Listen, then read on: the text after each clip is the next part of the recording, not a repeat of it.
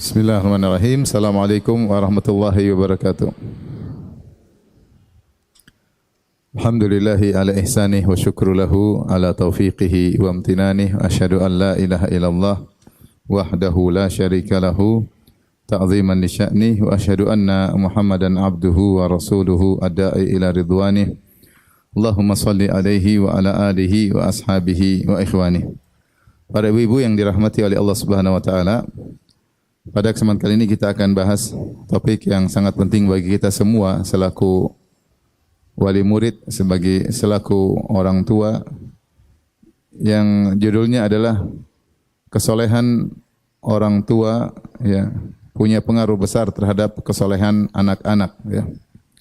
Tentunya kesolehan anak merupakan salah satu kebahagiaan yang sangat besar yang dirasakan oleh orang tua, melebihi banyak dari kenikmatan duniawi yang lainnya. Oleh karenanya, terutama orang tua yang perhatian terhadap agama, di antara kebahagiaan yang sangat besar adalah anak-anaknya saleh, seakan-akan merupakan surga yang disegerakan.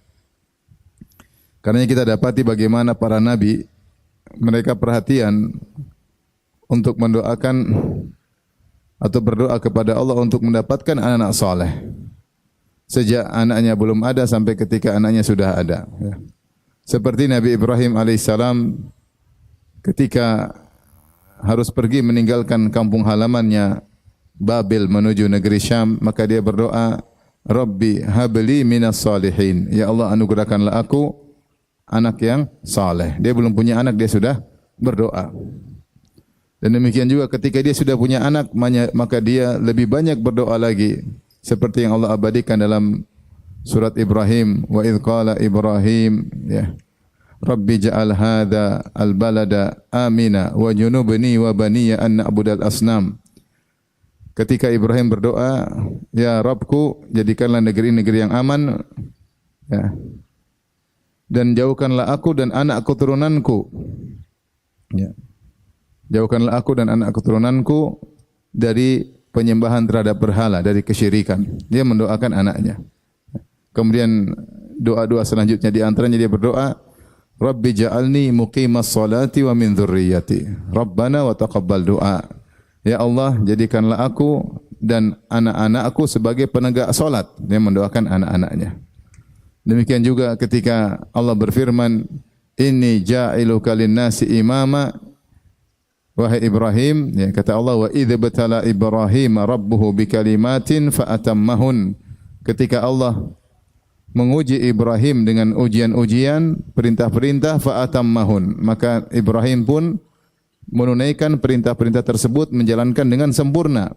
Setelah itu Allah berkata, Inni ja'iluka lin-nasi imama. Aku akan menjadikan engkau, wahai Ibrahim, sebagai pemimpin manusia, itu sebagai qudwah, sebagai suri teladan. Maka Ibrahim berkata, qala wa min dzurriyyati. Wa min dzurriyyati. Demikian juga anak-anakku, ya Allah, jadikanlah mereka juga sebagai qudwah. Ya. Jadi dia mendoakan anaknya, ingin anaknya juga baik. Dan itu juga sebagaimana doa Nabi Zakaria, hunalika da'a Zakaria rabbahu qala rabbi habli min ladunka dzurriyyatan thayyibah. Zakaria berdoa, ya Allah, anugerahkanlah kepadaku dzurriyyah thayyibah, anak yang baik, anak yang baik. Ya. Kemudian dalam ayat yang lain Zakaria menjelaskan dia ingin punya anak supaya anaknya melanjutkan tugasnya sebagai dai, sebagai pengajar. Makanya dia berkata, sebagaimana dalam surat Maryam, dzikru rahmati rabbika abadahu Zakaria idz nada rabbahu nidaan khafiyya qala rabbi inni wahana al-'azmu minni washta'ala ar-ra'su shayba wa lam akum bi du'aika rabbi shaqiyya wa inni khiftu al-mawaliya min wara'i wa kanat imra'ati aqira fahab li min ladunka waliya yarithuni wa yarithu min ali Yaqub.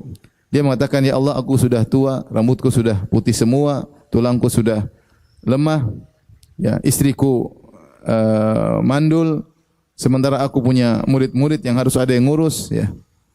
Maka anugerahkanlah kepada aku anak soleh yang mewarisiku dalam berdakwah, dalam ilmu untuk mengajari masyarakat. Jadi dia berdoa ingin punya anak yang soleh. Karena apa? Anak soleh itu merupakan karunia yang sangat besar. Kalau kita punya anak soleh, seakan-akan surga yang disegerakan. Saya katakan tadi, kalau boleh saya katakan, anak soleh adalah surga yang disegerakan. Yang kalau kita suruh dia nurut, yang kalau dia sholat tidak usah kita perintah, dia jalan sendiri ke masjid. Ini luar biasa anak seperti ini. Tapi kalau kita dapat anak yang nakal, kerjanya main game melulu, ngabisin duit orang tua, ya, disuruh membantah, ya, apalagi terjerumus dalam kenakalan-kenakalan remaja, maka seakan-akan neraka yang disegerakan. Seakan-akan neraka yang disegerakan, menjadikan penderitaan bagi orang tuanya, meskipun orang tuanya mungkin secara finansial, secara ekonomi kaya raya, tapi kalau anaknya nakal, anaknya membangkang, tiap hari nyakiti hati ibunya, nyakiti hati ayahnya, seakan-akan kedua orang tuanya dalam kesengsaraan, seakan-akan di depan mereka ada neraka yang disegerakan. Oleh karenanya, keinginan untuk mendapatkan anak soleh adalah impian bukan cuma kita, impian para nabi, impian para nabi. Makanya Allah Subhanahu wa taala menyebutkan di antara ciri penghuni surga adalah orang-orang yang suka mendoakan anak-anaknya. Ketika Allah sebutkan dalam ciri-ciri ibadur rahman di akhir surat Al-Furqan, wa ibadur rahmanil ladzina yamshuna 'alal ardi hauna, dan hamba-hamba Allah yang mereka berjalan di atas muka bumi dengan penuh tawadhu. Allah sebutkan banyak sifat. Di akhirnya Allah mengatakan ulaika yujzaunal ghurfata bima sabaru. Mereka itulah orang yang mendapatkan surga. Di antara ciri-cirinya Allah berfirman, walladzina yaquluna rabbana hab lana min azwajina wa dhurriyyatina qurrata a'yun. Dan orang-orang yang senantiasa berdoa. Di sini Allah menggunakan fi'il mudhari.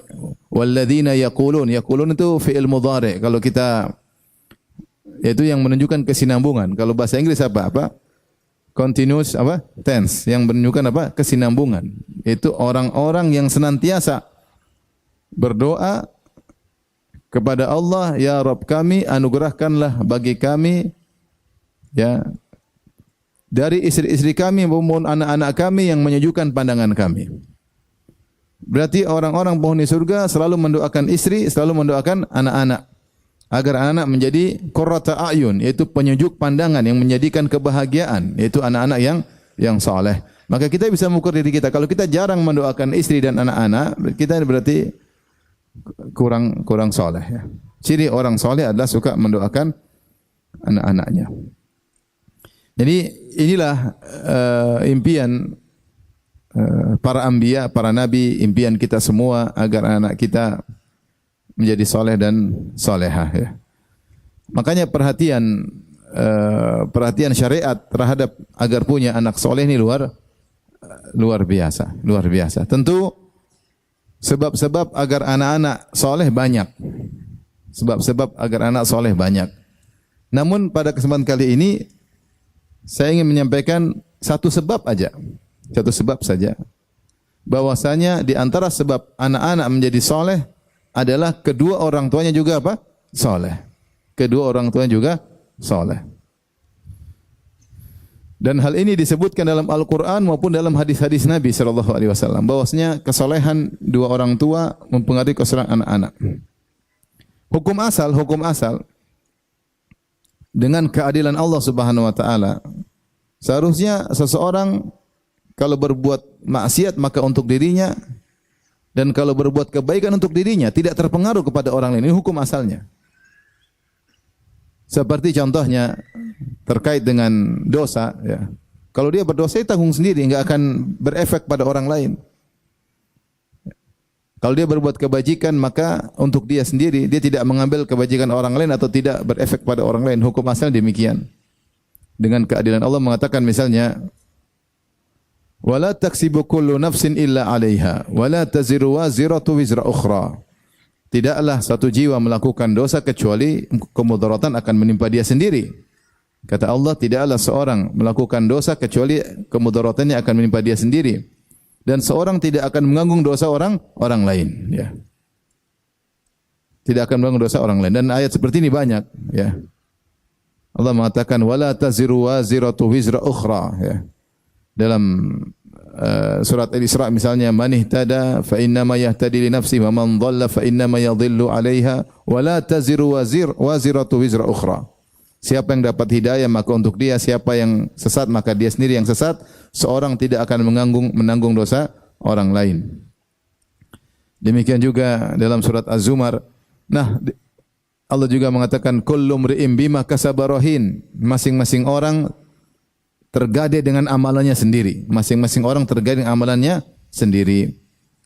Demikian juga kalau dia melakukan amal soleh, asalnya untuk dia sendiri. Kata Allah Subhanahu wa taala dalam surat An-Najm, am lam yunabba bima fi suhufi Musa wa Ibrahim alladhi waffa alla taziru waziratu wizra ukhra wa an laysa lil insani illa ma sa'a wa anna sa'yahu sawfa yura thumma yujzahu al-jazaa al-awfa. Kata Allah Subhanahu wa taala, tidakkah dia telah dikabarkan tentang apa yang terdapat dalam suhuf Ibrahim dan suhuf Musa? Ini aturan baku bukan cuma dalam Al-Qur'an, bahkan dalam ajaran-ajaran agama sebelumnya. Sudah terdapat dalam lembaran-lembaran kitab suci Ibrahim dan juga lembaran-lembaran kitab suci Nabi Musa alaihissalam. Am lam yunabba bima fi sufi Musa wa Ibrahim alladhi wafa. Apa yang termaktub? Allah taziru waziratu wizra ukhra, seorang tidak akan menanggung dosa orang lain, wa allaisa lil insani illa ma sa'a, dan seorang tidak akan mendapatkan ganjaran kecuali akibat perbuatannya sendiri. Wa anna sa'yahu sawfa yura, dan hasil usahanya tadi akan diperlihatkan pada hari kiamat kelak. Ya. Tsumma yujzahul jazaa'al awfa, kemudian Allah akan balaskan dengan sempurna. Ini hukum asal. Tetapi ternyata di antara karunia Allah, jika seorang soleh, ternyata kesolehannya berefek pada anak-anaknya. Kesolehannya berefek pada anak-anaknya. Ini yang kenikmatan, tapi saya khawatir. Keburukan orang tua juga berefek pada anak-anaknya. Khawatir. Tapi secara umum, ya, di antara karunia Allah bahwasanya kesolehan orang tua, ya, berefek pada anak-anaknya. Nanti saya sebutkan dalil-dalilnya, ya. Meskipun ternyata orang tua tersebut tidak bertemu dengan anaknya, ya. Bahkan berefek pada cucunya, padahal dia tidak bertemu dengan apa? Cucunya. Tentu di antara sebab anak-anak soleh orang tua ngajar. Ini sebab lain. Kita bicara sebab sekedar soleh saja.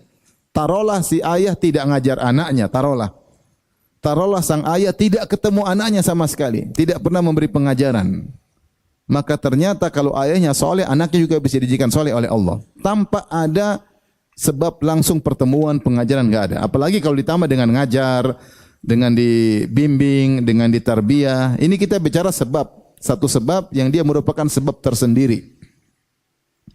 Bahwasanya kesolehan orang tua secara zatnya bisa menjadikan anak-anak apa? Soleh. Adapun dalil akan hal ini, ya,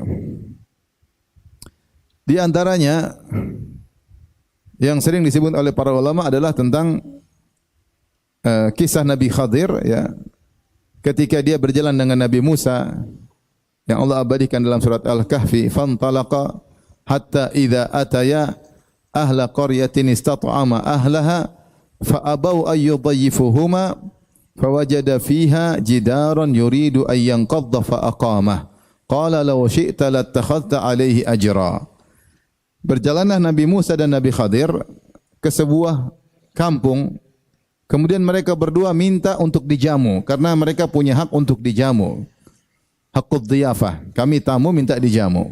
Fa'abau ayyudayyifuhuma, ternyata seluruh penduduk kampung tersebut tidak mau menjamu Nabi Musa dan Nabi Khadir. Ini penduduk kampung kurang ajar.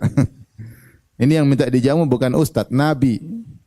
Dua orang nabi. Ya. Dua orang nabi. Disebutkan oleh sebagian ahli tafsir, di antaranya kalau tidak salah Al-Alusi, menunjukkan bahwasanya mereka berdua mengetuk pintu satu-satu orang rumah tersebut, minta dijamu. Namun seluruh penghuni kampung tersebut tidak ada yang mau menjamu Nabi Musa dan Nabi Khadir. Akhirnya mereka pergi. Mereka tidak marah-marah, ya. Ya, begitulah terkadang tidak dihormati oleh orang. Ketika mereka keluar, tiba-tiba Fawajada fiha jidaran yuridu ay yanqadda. Tiba-tiba mereka melihat ada suatu dinding yang akan rubuh. Dinding dari penduduk kampung tersebut. Fa aqamah, maka dinding ini diluruskan oleh Nabi Khadir. Tidak jadi roboh. Musa heran. Musa mengatakan, qala law syi'ta lattakhadhta alai ajra. Kau melakukan perbaikan, perbaiki rumah orang. Kalau kau mau minta upah dari mereka. Oh, mereka tidak mau kasih kita jamuan, tidak memberikan kita makanan, kita kerja, kita minta upah. Situ kemudian Nabi Khadir menjelaskan sebabnya kenapa dia luruskan dinding tersebut yang mau jatuh. Ternyata di bawah dinding tersebut ada harta milik anak yatim. Yang seandainya dinding tersebut roboh, maka akan kelihatan harta tersebut dan akan diambil oleh orang-orang yang jahat di kampung tersebut. Maka Allah berfirman menceritakan perkataan Nabi Khadir kepada Nabi Musa, "Wa ammal jidaru fakana li gulamaini yatimaini fil madinati wa kana tahtahu kanzul lahumā wa kana abuhuma shalihan fa arada rabbuka ay yablugha ashuddahuma wa yastakhrija kanzahuma rahmatan min rabbik." Kata Nabi Khadir, sesungguhnya dinding tersebut adalah milik dua anak yatim yang tinggal di kota itu. Itu kota orang-orang bejat. Di tengah-tengah orang bejat tersebut ada dua anak yatim yang yatim yatim berarti belum balik, masih kecil-kecil. Wa kana tahtahu kanzul lahum, ternyata di bawah dinding tersebut ada harta mereka. Kalau jatuh dindingnya orang akan ambil, orang jahat itu akan ngambil hartanya. Kata Nabi Khadir, fa arada rabbuka wa kana abuhuma salihah. Dan bapak dari dua anak yatim ini adalah bapak yang saleh, tapi sudah enggak ada. Kemudian mereka berdua anak yatim. Jadi bapaknya tidak sempat ngajarin kedua anak ini karena sudah meninggal. Tidaklah dikatakan anak yatim kecuali bapaknya meninggal sementara dia belum balik. Itu namanya definisi yatim. Yatim itu apa? Anak yang meninggal, anak yang bapaknya meninggal sementara dia belum balik. Para ulama khilaf tentang yang dimaksud dengan bapak mereka berdua. Ibnu Katsir menyebutkan tentang khilaf di kalangan para ulama, mengatakan maksudnya bapak mereka berdua yang soleh ini adalah kakek mereka yang ketujuh. Ada yang mengatakan kakek mereka yang ke-10. Subhanallah, kakek mereka yang ketujuh ini atau kakek mereka yang ke-10 ini ternyata sangat soleh. Begitu solehnya maka 7 turunan dijaga oleh Allah. 7 turunan dijaga oleh Allah Subhanahu wa taala. Ibnu Abbas ketika mau mengomentari ayat ini dia berkata, ya, hufidha li salahi abihima. Mereka berdua anak yatim ini dijaga oleh Allah karena kesolehan bapak mereka, itu kakek mereka. Walam yuzkar lahuma salah. Sementara tidak disebutkan kesolehan dua anak yatim ini karena mereka masih yatim, belum balik, amal solehnya belum dicatat, belum salat, belum macam-macam karena masih yatim. Yang ingin saya sampaikan bahwasanya bagaimana Allah Subhanahu wa taala menjaga dua anak yatim ini dengan kesolehan kakek mereka. Bahkan ada yang mengatakan kakek ke-7, ada yang mengatakan kakek ke-10. Bahkan Allah kirim dua nabi, Nabi Khadir, Nabi Musa untuk jaga anak ini. Bagaimana? Makanya kalau kita baik, anak kita dijaga, yang jaga urusan Allah. Kita enggak tahu caranya gimana. Bagaimana sampai akhirnya Allah kirim Nabi Khadir yang tidak ada kaitan kerabat dengan anak ini, datang untuk perbaiki dindingnya sehingga harta anak ini selamat. Dan ini menunjukkan bahwasanya kesolehan orang tua punya pengaruh terhadap penjagaan terhadap anak, bukan cuma agamanya, bahkan dunianya juga dijaga oleh Allah Subhanahu wa taala. Kita berbicara tentang dunia.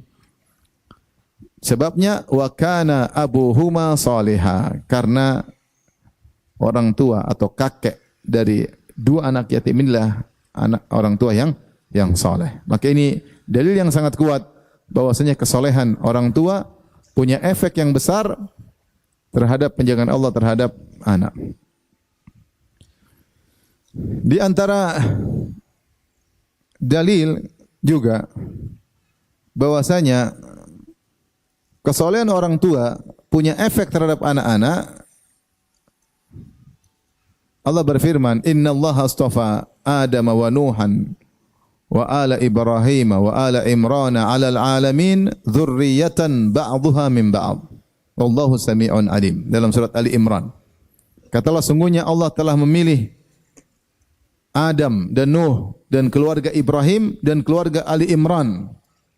Allah pilih keluarga Ibrahim, keluarga Ali Imran. Keluarga Imran, keluarga Imran. Kemudian Allah berkata, "Dzurriyyatan ba'dhuha min ba'd." Yaitu keturunan satu dari yang lainnya. Sebagian ahli tafsir di antaranya Syekh As-Sa'di mengatakan yaitu di antara bainahum tanasub ya wa tasyabuh fil akhlaq wad din ya, bahwasanya namanya keturunan itu dengan orang tuanya ada kemiripan dalam kesolehan dan akhlak. Ada kemiripan dan ada kesamaan, keterkaitan terkait dengan agama dan akhlak. Makanya Allah puji Ali Imran, Allah puji Ali Ibrahim. Ibrahim alaihissalam, lihat bagaimana dari dua istrinya, satu Ishak, satu Ismail. Ishak punya anak Yakub, Yakub punya anak Yusuf. Maksudnya ada keterkaitan. Ya. Keluarga yang diberkahi. Ali Imran juga demikian. Keluarga yang dekat-dekatnya semua berkah. Makanya dalam surat Ali Imran disebutkan tentang Imran, tentang anaknya Maryam. Maryam punya anak lagi, Isa alaihissalam. Kemudian ada kerabat lagi dengan Zakaria, dengan Yahya. Muter keluarga baik-baik semua. Dzurriyyatan ba'dhuha min ba'd. Bahwasanya keturunan ada keterkaitan dengan moyang-moyangnya. Maka ini juga dalil bahwasanya kesolehan orang tua punya pengaruh terhadap kesolehan anak keturunan. Punya pengaruh terhadap kesolehan anak keturunan ya. Maka jika seorang soleh secara dirinya dia soleh ya, maka secara zatnya bisa membantu anaknya soleh meskipun dia tidak didik. Kalau didik itu sebab yang lain, dia didik, dia arahkan, itu sebab yang lain. Kita enggak bicara itu, nanti akan kita bicara belakangan. Saya ingin mengatakan, kamu soleh sendiri saja itu sudah bikin anak menjadi soleh. Sebab utama. Ini diantara dalil dari Al-Quranul Karim. Sebagian ulama juga menyebutkan di antara dalil dalam surat An-Nahl Allah mengatakan, "Man amila salihan min dzakarin aw untha wa huwa mu'min falanuhyiyannahu hayatan thayyibah." Barang siapa yang beramal saleh, laki-laki maupun perempuan, dan dia dalam kondisi beriman, falanuhyiyannahu hayatan thayyibah, kami akan berikan dia kehidupan yang bahagia, kehidupan yang bahagia. Kata sebagian ulama, kehidupan yang bahagia mengkonsekuensikan anaknya soleh juga. Karena enggak namanya kalau anak tidak soleh susah orang untuk apa? Bahagia. Kecuali ujian ya, kecuali ujian. Hukum asal orang-orang yang beriman dan beramal soleh dalam kondisi beramal soleh dan usia beriman, laki maupun perempuan, ayah atau ibu, falanuhyiyannahu hayatan thayyibah, kami akan berikan dia kehidupan yang bahagia, dan di antara konsekuensi kehidupan bahagia punya anak yang soleh. Apatah artinya harta yang banyak, popularitas, ketenaran, ternyata anak nakal luar biasa. Semua anak nakal, semua anak narkoba, waliyadzubillah. Jabatan, ketenaran, popularitas, duit, ya harta benda, raja, presiden, semua percuma kalau ternyata anak amburadul. Tidak ada kebahagiaan. Saya sering cerita, saya ketemu dengan orang kafir. Kebetulan saya naik pesawat sama dia ke suatu kota. Ngobrol lah, kita ngobrol. Dia mungkin lihat saya baju ustadz, ya, saya ngobrol. Saya ngobrol perkara duniawi. Saya bilang, "Pak, apa yang Bapak dalam hidup ini yang Bapak sesalkan?" Entah saya ngomong, intinya sampai ke situ. Dia bilang, "Yang saya sesalkan sekarang penderitaan yang saya alami. Anak-anak saya biayai mereka semau mereka, mau sekolah di mana, perluan apa saya kasih. Setelah mereka berada, mereka sekarang lupain saya." Subhanallah. Di masa tua dia menderita, anaknya enggak pernah telepon, enggak pernah jenguk, enggak pernah. Kenapa? Anaknya enggak soleh, enggak tahu hak orang tua, tidak tahu berbakti kepada orang tua. Makanya banyak orang-orang non-muslim diberi penderitaan oleh Allah dengan kedurhakan anak-anak. Kedurhakan anak-anak. Bisa lihat kalau ke luar negeri, ke Eropa misalnya, dapat bagian orang tua, sudah tua-tua, enggak ada anak-anak yang berbakti. Bawa anjing, berdua jalan anjing. Bawa anjing. Kasihan. Saya lihat kasihan. Sementara kalau kita lihat orang Islam, Masya Allah, orang tua didorong sama anaknya, cucunya. Yang non Muslim bawa anjing. Benar ini, saya nggak main-main. Bawa anjing, kesian. Betapa banyak orang tua-tua meninggal di rumah setelah 3 hari baru ketahuan karena dia sakit pun dia mau telepon anaknya pun mungkin anaknya cuek mungkin. Sehingga ya sudah mati begitu saja. Sampai saya punya kerabat ada yang kerja di negara non muslim, dia cerita sama saya langsung. Dia perawat. Jadi ada orang non muslim taruh orang tuanya di dalam kondisi sakit, dia bilang sama kerabat saya, kalau dia mati, bapak saya mati, telepon saya. Subhanallah, ketika itu bapaknya lagi susah, lagi sekarat, lagi susah, kerabat saya telepon, Om, nak ini bapak sekarat. Itu orang marah-marah. Saya kan bilang, suster jangan telepon saya kecuali sudah mati. Kalau belum mati jangan telepon. Ini demi Allah kenyataan. Mau saya lihat kita kemarin sempat tersebar di medsos. Beberapa kali saya tahu 3 kasus cerita ya, kejadian 3 kasus saya sempat lewat, saya baca. Bagaimana orang tua menyesal anaknya disekolahkan luar negeri, jadi orang berhasil lupa sama orang tuanya. Sampai sebagian tulis surat tentang bagaimana penyesalan ya. Menyekolahkan anaknya luar negeri tapi tidak tahu berbakti kepada orang tua. Maksud saya kalau anak itu tidak saleh itu penderitaan bagi orang tua. Penderitaan bagi orang tua. Kalau kita sudah tua, anak kita enggak saleh, kita menderita. Apalagi kalau kita sudah tua terpuruk, susah. Ini yang kita orang tua kaya saja, anaknya durhaka, dia menderita. Padahal dia kaya raya, mau beli apa aja bisa. Itu pun dia merasa menderita. Karena anak yang tidak berbakti ke penderitaan. Bagaimana kalau orang tuanya udah miskin, terus anaknya cuekin, dia mau minta-minta malu. Penderitaan luar biasa. Makanya sebagian ulama ketika menafsirkan firman Allah, "Man amila salihan min dzakarin aw untha wa huwa mu'min faluhyahya hayatan thayyibah." Siapa yang beramal soleh laki-laki maupun perempuan dalam kondisi beriman, kami akan berikan dia kehidupan yang nyaman. Konsekuensinya kehidupan bahagia adalah memiliki keturunan yang soleh dan soleha. Syaratnya beriman dan beramal soleh. Syaratnya beriman dan beramal soleh. Ini semua dalil, saya sebutkan 3 ayat, menunjukkan bahwasanya kesolehan orang tua secara zatnya punya pengaruh terhadap kesolehan anak-anak. Adapun dari Al-Qur'anul Karim, dari hadis Nabi sallallahu alaihi wasallam, para ulama berdalil dengan sabda Nabi sallallahu alaihi wasallam, wasiat Nabi kepada Ibnu Abbas radhiyallahu taala anhuma. Nabi berkata, "Ihfadzillaha yahfadzka." Jagalah Allah, maka niscaya Allah akan menjagamu. Jagalah Allah maksudnya yaitu jagalah perintah-perintah Allah kau kerjakan, dan jagalah larangan-larangan Allah, jangan sampai kau langgar. Itu maksudnya jagalah Allah. Ihfadzillah maksudnya jagalah perintah-perintah Allah untuk kau kerjakan, dan jagalah larangan-larangan Allah, jangan sampai kau langgar. Niscaya apa balasannya? Yahfadzka, Allah akan jaga engkau. Kata para ulama, Allah akan jaga engkau yaitu jaga agamamu, jaga hartamu, jaga duniamu, di antara jaga istri anakmu. Allah jaga anak dan istrimu. Oleh karenanya, hal ini dipraktekkan oleh sebagian salaf, diriwayatkan dari Ibnu al-Musayyab rahimahullahu taala, dia berkata, "Inni la azidu fi salati." Sungguhnya aku tambah salatku, semakin banyak salatku, ya. Li ajlik, dia berkata kepada anaknya, saya ini salat panjang karena engkau wahai putraku. Raja'an an uhfadza fika. Aku berharap Allah menjagaku dengan menjagamu. Allah menjagaku yang konsekuensinya menjagamu pula. Karena di antara bentuk Allah menjagaku adalah menjaga anakku. Jadi dia sengaja banyak salat supaya Allah jaga anaknya. Dia sengaja banyak salat agar Allah menjaga anaknya.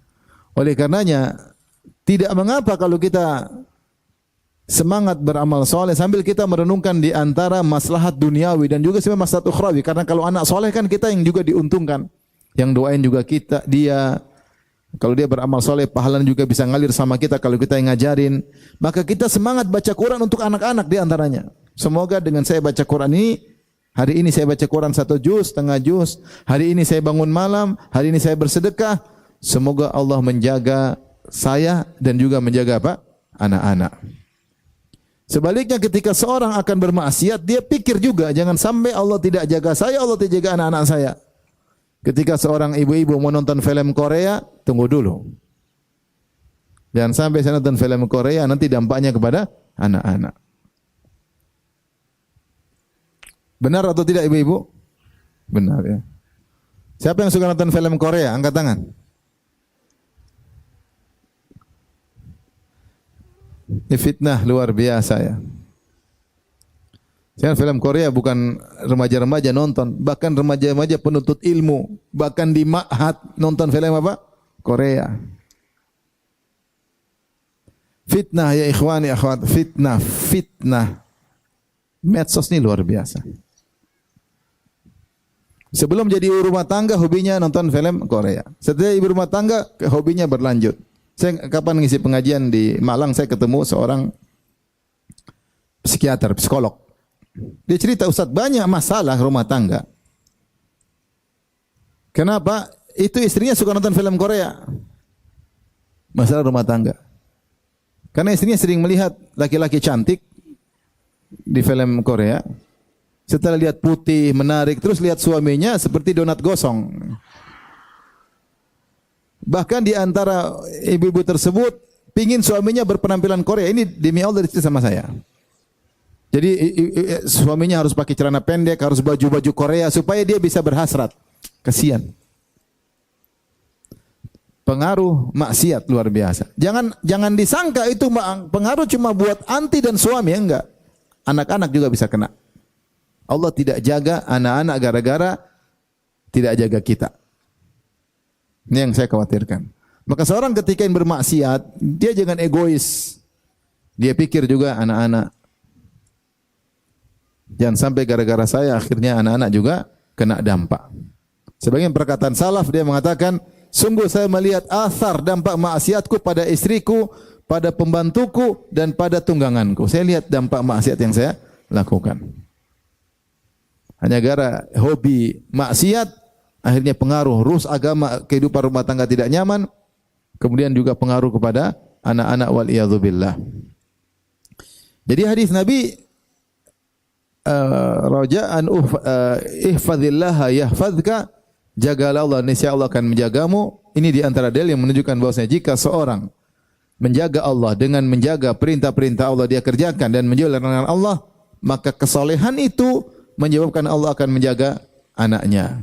Jadi kita termotivasi beramal soleh, kita sedekah, kita ini salat malam, kita baca Quran, kita ikhlas agar anak kita dijaga. Dan Allah menyuruh kita atau Nabi menyuruh kita untuk, atau syariat menyuruh kita untuk punya anak soleh luar biasa, terlalu banyak dalilnya ya. Sampai sebelum si anak ini aja lahir, perhatian syariat terhadap anak luar biasa. Contoh misalnya, Rasulullah suruh seorang laki-laki mencari istri yang solehah, sebagaimana seorang wanita disuruh mencari suami yang soleh. Kata Nabi SAW, tungkahul mar'ah li arba, wanita itu dinikahi karena 4 perkara. Li jamaliha karena cantiknya, wali maliha karena hartanya, wali hasabiha karena kedudukannya, anak pejabat dan yang lainnya, wali diniha karena agamanya. Fadfar bidzatid din taribat yadak, maka menanglah engkau. Rasulullah mengatakan fadfar. Fadl seakan-akan menang. Menanglah engkau dengan dapat wanita yang karena agamanya, jika tidak kau akan merugi. Bukan berarti tidak boleh menikah karena kecantikan, boleh. Menikah karena harta, boleh. Ada orang miskin lihat janda kaya, dia nikah, boleh, enggak dilarang. Atau karena dia miskin, calon perempuannya anak pejabat, dia naik juga, naik pangkat, boleh. Tapi yang dianjurkanlah karena apa? Karena agama. Kenapa disuruh cari wanita yang soleha? Karena wanita inilah yang diharapkan bisa mendidik anak menjadi anak soleh. Percuma wanita cantik jelita tapi kerja main HP melulu. Punya grup WhatsApp 30. Grup kecantikan. Grup senam. Grup diet. Grup tapi dia tetap gemuk dan Itu grup buat apa? Sibuk ting tang ding dung ting tang ding dung. Anaknya kasihan enggak diurus. Gimana wanita soleh bukan begitu? Sampai Rasulullah suruh cari wanita soleha buat apa? Di antaranya supaya kau bahagia dan dia bisa ngurus anakmu nanti. Makanya di perkataan sebagian ulama di antara hak anak sebelum dia ada di alam semesta adalah bapaknya milih istri soleha. Itu hak anak. Kalau ternyata bapaknya asal kawin, dia zolimi si anak. Dia yang zolimi si sang anak. Datangkan istri tidak tahu ngurus anak. Siapa yang dizolimi? Sang anak. Maka hak seorang anak sebelum dia muncul di alam semesta, bapaknya harus milih istri yang soleha. Ustaz sudah terlanjur, ya sudahlah terlanjur. Istrinya diperbaiki biar lebih soleha. Sebaliknya juga seorang wanita hendaknya cari suami yang soleh. Ini sebelum lahir anaknya sudah diatur oleh syariat. Allah mengatakan, "Idza ja'akum man tardawna dinahu wa khulaqahu fazawwijuhu. Illam taf'alu takun fitnatun wa fasadun arid." Jika datang seorang lelaki yang kalian suka dengan akhlaknya dan agamanya, maka nikahkanlah dia dengan putri kalian, dengan adik perempuan kalian, dengan kakak perempuan kalian. Kalau kalian tidak lakukan, maka akan timbul fitnah dan kerusakan. Ya, ini juga menunjukkan wanita juga berusaha mencari suami yang soleh. Kemudian juga Rasulullah mengajarkan, jika seorang lelaki hendak berhubungan dengan istri, ini proses pembuatan anak ini. Sebab proses perbuatan anak. Allah menyuruh kita untuk berniat baik. Allah mengatakan dalam surat Al-Baqarah, "Nisa'ukum harthul lakum fa'tu harthakum anna syi'tum wa qaddimu li anfusikum wattaqullaha wa'lamu annakum mulaqu." Istri-istri kalian adalah sawah ladang bagi kalian, maka datangilah sawah tersebut, sirami sawah ladang tersebut. Jangan dibiarin kering, enggak pernah disirami, datangi. Tetapi Allah berkata setelah itu, "Anna syi'tum," yaitu kapan saja kau datangi, caranya bagaimana terserah. Setelah itu Allah berfirman, "Wa qaddimu li anfusikum," maka persembahkanlah ke amal soleh pahala bagi kalian. Taib, para ahli tafsir membahas bagaimana cara mempersembahkan pahala buat kita ketika berhubungan dengan istri. Kata mereka dengan niat yang benar ketika berhubungan dengan istri. Di antara niat yang benar adalah agar kita menjaga kemaluan kita, agar kita menundukkan pandangan kita, agar kita menjaga kemaluan istri, agar kita menundukkan pandangan istri. Di antaranya agar punya anak soleh, agar punya anak soleh. Jadi ketika berhubungan tidak asal berhubungan, diniatkan punya anak soleh. Sampai Umar bin Khattab berkata, "Aku tidak berhasad pada seorang wanita, tapi aku datangi. Tetap aku datangi." Di antaranya supaya punya anak soleh. Rasulullah mengajarkan juga kalau ingin berhubungan dengan seorang istri, maka berdoa, maka berdoa ya. Bismillah, Allahumma janibna syaitan wa janibi syaitana ma razaqtana. Ya Allah, bismillah, jauhkanlah aku dan istriku dari syaitan dan jauhkanlah anak kami kalau kau rezekikan anak bagi kami dalam hubungan ini dari gangguan apa? Syaitan. Ibu-ibu hafal enggak doa itu? Coba, hafal enggak? Enggak pernah baca berarti.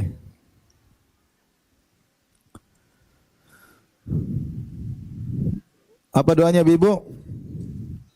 Allahumma Rabbana lakasumtu.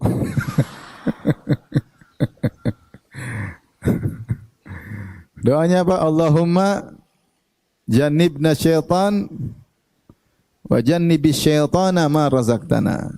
Kata Nabi, jika seorang baca doa tersebut, kemudian in qaddara lahu walad, ditakdirkan dia punya anak, fa inna syaitana lam yadhurrahu abadan. Syaitan tidak akan bisa beri mudarat kepada anak ini. Maksudnya kata para ulama, anaknya pasti soleh. Mungkin dia nakal, mungkin dia ini, tapi intinya dia akan jadi anak soleh. Mungkin nakal sedikit, tapi intinya dia akan jadi anak soleh. Dengan syarat baca doa tersebut dengan penuh keyakinan. Saya ketemu kawan, anaknya banyak. Dia bilang kalau mau mendidik satu-satu enggak cukup waktu, anak banyak. Istrinya 4, anaknya banyak. Gimana cara didik? Ya, kita yang penting bertakwa, baca doa, baca Quran, didik sedikit-sedikit, nanti Allah yang sempurnain. Yaitu dia berusaha untuk jadi orang soleh supaya anaknya dididik. Mengurus anak banyak susah. Saya punya kawan umur 38, anaknya 23. Ayo gimana caranya? 38, anaknya 23 orang. Luar biasa. Orang Indonesia, bukan orang Arab. Tapi maksud saya, ketika kita berusaha untuk soleh, maka kesolehan itu sendiri punya efek kepada anak-anak. Maka sebelum anak itu lahir di alam semesta, syariat sudah menyuruh kita untuk perhatian dalam memilih pasangan, ketika berhubungan, apalagi dalam mendidik. Dalam mendidik. Makanya di antara hal yang menakjubkan,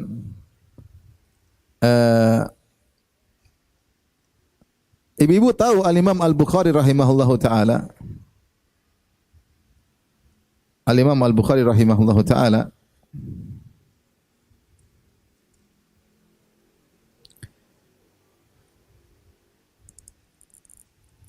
yang namanya Muhammad bin Ismail bin Ibrahim bin Bardisbah Al-Bukhari, penulis kitab Sahih Al-Bukhari, As-Sahul Kutub Ba'dal Quran. Inilah kitab hadis yang paling sahih. Kitab hadis yang paling sahih. Isinya sekitar 7.000 hadis, tanpa pengulangan sekitar 4.000 hadis. Perkiraan aja. Yang takwanya sangat luar biasa. Yang doanya sangat mudah dikabulkan.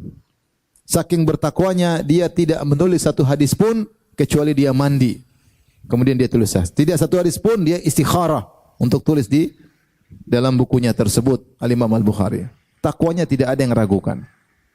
Di antara sebab kenapa dia bertakwa, bapaknya yang luar biasa. Bapaknya luar biasa. Apa kata bapaknya? Ismail bin Ibrahim. Dia berkata, "Wallahi ma a'lamu inni adkhaltu ala ahli dirhaman haraman wala dirhaman fihi syubhatun." Kata dia, demi Allah, aku tidak ingat sekalipun aku kasih makan keluargaku, anak istriku dengan 1 dirham, yaitu 1 rupiah pun yang haram, demikian juga 1 rupiah pun yang syubhat, enggak ada. Semua yang saya kasih makan buat anak istriku halal 100%. Lahirlah punya anak Imam Bukhari. Nah, kalau kita makan haram, syubhat makan semua, anak kura-kura ninja lahirnya. Loncat sana, loncat sini, bikin masalah sana, tendang sini. Kenapa? Karena kita tidak bertakwa. Makan dari hasil menzalimi orang, makan dari hasil menipu orang. Hasilnya anak tidak beres. Kemudian kita nyala-nyalin anak kita, kamu ini dikasih tahu bandel, kamu ini. Padahal yang bandel kita. Padahal yang kurang ajar kita. Kita zalimi anak kita. Jadi ini ibu yang dirahmati Allah Subhanahu wa taala, secara umum tentang dalil-dalil bahwasanya jika seorang saleh maka anaknya juga akan saleh dengan izin Allah Subhanahu wa taala. Ibnu Al-Munkadir berkata, "Inna Allah la yahfadhu birrajuli salih fi waladihi wa waladi waladihi." Sungguhnya Allah Subhanahu wa taala menjaga seorang mukmin yang saleh. Allah jaga kesolehannya pada anaknya dan kepada cucunya. Kepada anaknya, pada cucunya. Di efeknya bukan cuma anaknya langsung, kepada cucu. Tadi kita sebutkan, wa kana abuhuma saleha, ternyata kakek yang ke-7 atau kakek yang ke-10. Pengaruh dijaga oleh Allah 7 turunan. Demikian juga Umar bin Abdul Aziz berkata, ma min mu'minin yamutu illa hafizahullahu fi aqibihi wa aqibihi. Tidaklah seorang mukmin meninggal dunia kecuali Allah jaga dia pada anaknya dan juga cucunya pada cucunya. Maka ini secara umum dalil tentang bahwasanya kedua orang tua yang soleh, jika berusaha, suami istri berusaha soleh dan soleha, kerjasama dalam kesolehan, insya Allah punya pengaruh kepada anak-anak. Tapi saya akan sebutkan beberapa, ini sebab yang berikutnya yang muncul dari kesolehan orang tua dan kesalahan orang tua sehingga berdampak juga kepada anak-anak. Jadi saya katakan, saya ulangi, Kesolehan orang tua itu sebab tersendiri. Taruhlah orang tua tidak pernah ngajarin anak. Taruhlah orang tua tidak bahkan tidak bertemu anaknya lahir dia meninggal, ya.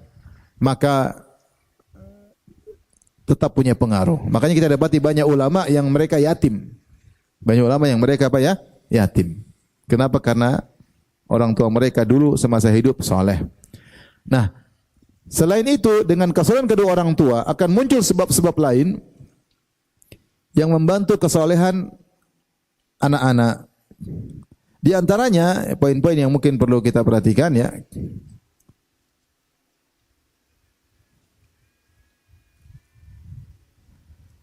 Maka orang tua yang soleh dan soleha akan selalu mengawasi anak-anaknya. Kapan anaknya terlihat mulai ada pelanggaran, maka mereka tegur dengan cara yang halus. Karena tidak ada yang maksum. Kita orang tua tidak maksum, kita juga bisa melakukan kesalahan, anak-anak pun demikian. Konsekuensi ayah dan ibu yang soleh tidak akan biarkan anaknya nakal melulu. Dia akan datang, dia akan panggil anaknya, dia peluk anaknya, dia nasihati. Karena mereka berdua peduli dengan anaknya. Tapi kalau orang tua tidak soleh soleha, yang pikiran mereka duniawi, anaknya nakal lah biasa. Anak-anak juga nakal, teman-teman juga nakal lah. Anak muda, Gen Z, Gen X, Gen aluminium, Gen milenial, macam-macam. Biarin aja. Jadi anggap biasa. Bagi kita orang tua yang soleh dan soleha, ini tidak biasa. Enggak, ini tidak bisa. Panggil dia, nasihati. Ini contoh pengaruh bahwasanya efek orang tua dengan kesolehannya mendidik anak-anak. Kemudian juga orang tua yang soleh dan soleha. Kalau ingin mendidik anak yang soleh, maka dia akan menyiapkan sebab-sebab kesolehan dalam rumah. Dia menyiapkan sebab kesolehan dalam rumah sehingga anaknya berada dalam lingkungan yang soleh, dalam bi'ah soleha.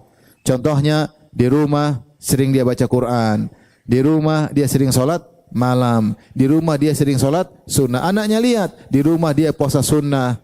Abi ngapain enggak makan? Abi lagi puasa. Masya Allah. Abi puasa apa? Puasa kafarat Abi. Enggak, ini puasa sunnah, ya. Jadi anaknya lihat. Abi puasa apa? Puasa melanggar sumpah? Enggak. Ini puasa apa? Puasa sunnah. Anaknya lihat. Bayangkan seorang dari masjid bapaknya kemudian pulang sholat sunnah ba'diyah. Anaknya lihat. Abi ngapain sholat ba'diyah? Bayangkan anaknya pulang sekolah dari pondok atau dari sekolah, tahu-tahu bapaknya sedang baca Al-Quran atau sedang buka kitab, sedang belajar. Kira-kira punya pengaruh enggak sama anak-anak? Punya, pasti punya pengaruh. Bayangkan anaknya malam-malam terjaga, bangun tidur, abinya lagi sholat. Atau lagi kebangun, abinya lagi nangis berdoa. Punya pengaruh enggak? Sangat punya. Bayangkan pulang sekolah, lihat ibunya lagi belajar tahsin. Qaf, belajar. Sad, belajar. Babi, buban. Masya Allah, lihat anaknya. Masya Allah. Pengaruh, pasti punya pengaruh. Bayangkan dia pulang ke rumah, lihat ibunya berbakti sama bapaknya. Melayani bapaknya, lembut sama suaminya, menyiapkan makanan, menyiapkan minuman. Saya ketemu kemarin kawan saya, ini demi Allah dia cerita sama saya. Saya menikah dengan seorang wanita, dia kalau tidak salah, saya lupa apa 10, 9 kakak beradik. Itu keluarga semua sifatnya sama dari sebelum ngaji. Tidak suka gibah, tidak suka namimah, berbakti sama suami. Diajarin sama ibunya seperti itu. Sejak sebelum ngaji kalau ada orang cerita, ibu itu begini. Istri saya dan kakak adiknya kalau diceritain gitu cuma gitu aja. Gitu aja. Tidak, masa sih? Yang benar sebelah mana? Ini, enggak. Satu keturunan begitu. Dzurriyyatan ba'dhuha min ba'd. Melayani, suaminya semua dilayani, ini diambilin karena orang tuanya ngajarin. Satu keluarga seperti itu. Nah, kalau anak kita pulang lihat ibunya ngelayani bapaknya, lembut sama bapaknya, punya pengaruh enggak sama anak? Punya. Coba kita kebalikannya. Anak pulang ke rumah, bapaknya lagi main game. Pulang ke rumah, bapaknya lagi nonton film box office. Bangun malam, bapaknya lagi gol. Bapak bangun malam ternyata bukan sholat malam, lagi nonton apa? Bola.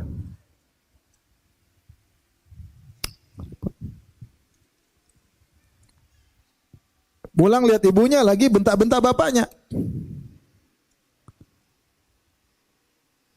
Pulang lihat di rumah bapaknya goreng nasi sendiri. Ibunya dilainin sama bapaknya nasi goreng. Astagfirullah. Lihat ibunya duniawi banget, soal duniawi. Pengaruh sama anak, pasti punya pengaruh. Maka kita kalau orang tua, maksudnya orang tua kalau soleh soleha, dia akan menyiapkan sarana dan prasarana untuk soleh di rumah. Di rumah. Tidak ada musik-musikan di rumah, nggak ada. Nggak ada dangdutan, musik reggae, musik jazz, metal, nggak ada. Al-Quran murattal adanya. Teman-teman yang datang harus baik-baik berpakaian islami. Di depan anak-anak bagaimana dia melayani suami, bagaimana kalau orang tuanya datang dia berbakti kepada orang tuanya. Dia lihat neneknya, oh bapak saya sama nenek luar biasa. Ibu saya sama kakek luar biasa. Dilihat sama anaknya, punya pengaruh, pasti punya pengaruh.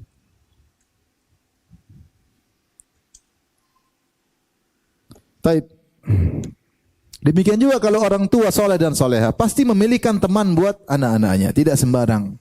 Dia akan tegur, nah ini enggak pantas main sama kamu. Anaknya begini-begini, kamu enggak boleh.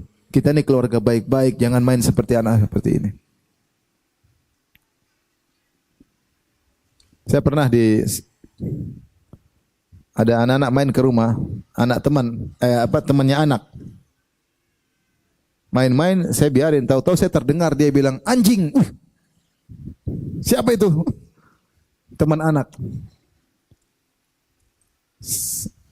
Saya lupa, saya suruh pulang atau saya bilang jangan main lagi sama ini. Tidak boleh lagi masuk ke rumah saya. Karena punya pengaruh nanti kepada anak-anak. Anak-anak ini ngomongnya kotor. Jangan, saya ngerusak anak saya gara-gara anak tetangga, anak teman. Enggak. Jangan bilang anjing. Oh nggak bisa lagi masuk ke rumah saya. Nggak boleh. Saya harus jaga anak-anak saya. Anak-anak kalau ngobrol sama anak-anak nakal omongannya kotor. Kebun binatang disebut ya. Hewan disebut ya.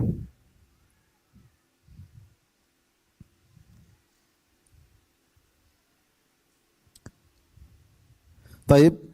Ini mungkin Bapak dan Ibu yang dirahmati Allah Subhanahu wa taala apa yang saya sampaikan ya.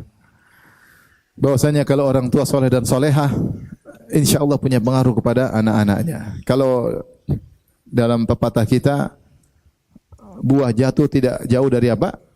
Pohon ya. Oleh karenanya ketika Maryam dituduh berzina oleh kaumnya, padahal bapak ibunya soleh, bapaknya Imran seorang alim ulama dan ibunya wanita soleha, ya. Kemudian Maryam hamil tanpa suami. Maka mereka tuduh Maryam berzina. Maka mereka berkata, ya ukhta Haruna, ma kana abuka mra'a sau'in wa ma kanat ummuki baghiyya. Wahai Maryam, kenapa kau bisa berzina? Padahal bapakmu orang soleh dan ibumu tidak pernah berzina. Jadi mereka heran, kok bisa buah jatuh jauh dari pohonnya? Ini pohonnya ini bapaknya ulama, ibunya wanita soleh, kok anaknya pezina? Padahal Maryam tidak berzina. Jadi memang benar karena bapaknya soleh dan ibunya soleha, Maryam juga wanita sangat apa? Soleha. Dan anaknya pun sangat soleh. Siapa? Nabi Isa alaihissalam. Zurriyatan ba'duha min ba'd. Ini kaidah secara umum. Namun terkadang Allah menyelisihi kaidah karena ada maslahat di balik itu. Ujian. Bisa jadi orang tua soleh, anaknya nakal. Bisa terjadi. Dia punya anak sekian, satu nakalnya luar biasa. Contohnya Nabi Nuh alaihissalam. Ujian bagi Nabi Nuh. Kata para ulama buat apa? Untuk menunjukkan bahwasanya hidayah di tangan Allah. Meskipun seorang sudah berusaha, tapi kalau menghendaki dia nakal, dia kafir, hidayah di tangan Allah Subhanahu wa taala. Bahkan sebaliknya, hidayah di tangan Allah. Bisa jadi orang tua nakal, anak soleh. Mungkin keluar kaidah. Keluar dari kaidah yang berlaku. Contohnya Ibrahim, bapaknya Azar kafir, anaknya solehnya luar biasa. Tetapi secara umum kaidah berlaku. Kaidah berlaku. Sama seperti firman Allah Subhanahu wa taala, "Al-khabithatu lil-khabithin wal-khabithuna lil-khabithat wat-thayyibatu lit-thayyibin wat-thayyibuna lit-thayyibat." Wanita buruk-buruk untuk lelaki buruk-buruk, laki buruk-buruk untuk wanita buruk-buruk, wanita baik-baik untuk laki-laki baik, laki baik-baik untuk perempuan baik. Ini kaidah umum, terkadang keluar. Ternyata Asia punya suami siapa? Fir'aun. Ternyata Nabi Nuh punya istri kafirah, Nabi Lut punya istri kafirah. Ini keluar kaidah ujian namanya, ujian kehidupan. Tapi secara umum kita berusaha, kalau kita soleh dan soleha tidak ada kata terlambat. InsyaAllah berdampak pada anak-anak. Kalau anak nakal, coba kita istighfar banyak-banyak. Anak-anak nakal nih, kok nakal? Coba kita perbaiki diri. Puasa sunnah, solat malam, jaga mulut, tidak gibah, kurangi duniawi, pikiran selalu akhirat, sambil berdoa. Mudah-mudahan anak bisa berubah. Tapi demikian saja kajian kita. Kurang lebih saya mohon maaf. Subhanakallah bihamdik. Asyhadu an la ilaha illa anta astaghfiruka wa atubu ilaik. Assalamualaikum warahmatullahi wabarakatuh.